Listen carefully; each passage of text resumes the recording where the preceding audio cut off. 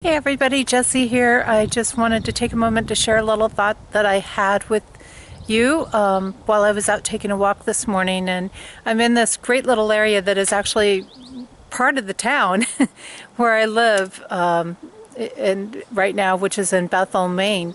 And it's incredible here. All the leaves are blooming. The springtime here is just gorgeous. And I thought, well, I'll take my camera because I'll probably get a couple of really great shots of how beautiful it is out here. But in the process of that, I was doing some personal processing and just some introspection work while I was walking. And this thought really hit me. And it was, what if people forgot about the trees? Because I've had so many people comment in my videos about how beautiful the nature scenes are that I'm always in, and these different places I've been, and how powerful it is for them to see the trees and how important it is for people to see trees. And I didn't realize it until I was making this walk this morning, how critical it was and what that connection was about. And in codes, trees have to do with success. They have to do with happiness, and they have to do with a success that comes from living wisely. It has to do with a tuning into the abundance. And right now our codes are in a set of days that is very much about tuning into our abundance. And I've been giving a lot of thought recently about doing some workshops and doing some charity work with my work. I don't know if it's charity work or not, but humanitarian work, working with some different groups.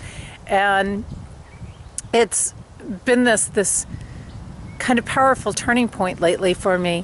And the trees, the reason why they're so important is not just this abundance factor, which our human self connects to and adapts to, but for me personally, when my codes are sitting among trees and interacting with trees, it is about partnership, and it is about love, and it is about harmony, and it is about working in this sort of integrated way with parts and pieces that are different from ourselves.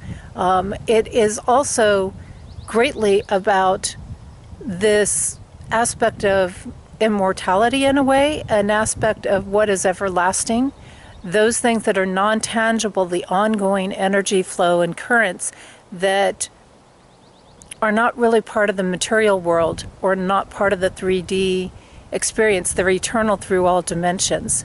And I guess eternal is really kind of the word, the things that are that constant that keep us connecting and striving and searching.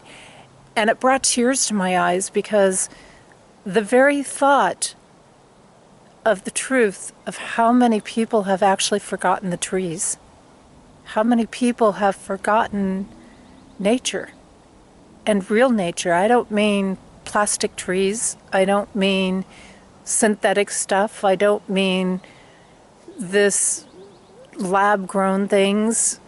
I mean the real trees, the real stuff out here. And when we look at nature in general, nature has this internal core of immortal love to it. And when I say how sad it would be, or how hard that was for me emotionally, to think that we are forgetting the trees, to think that there are so many people out there who already have forgotten the trees. It's not just the trees that we see, but the symbology behind them, that have forgotten that immortal love, that have forgotten that wisdom that brings us the joy in whatever dimension we're living in. So I wanted to share that thought because it's really something for us to delve a little bit into.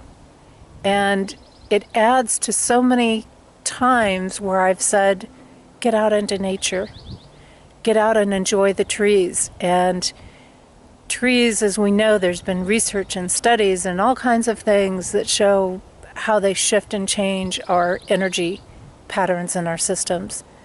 But there's nothing like what they do in connecting us multidimensionally, connecting us as a whole self, and uniting us as the differences. So let's not forget that immortal love, and let's not forget that aspect of union and that aspect of the differences working in harmony with each other. Hey, hope you guys have a great weekend and take care, everybody. And remember the trees.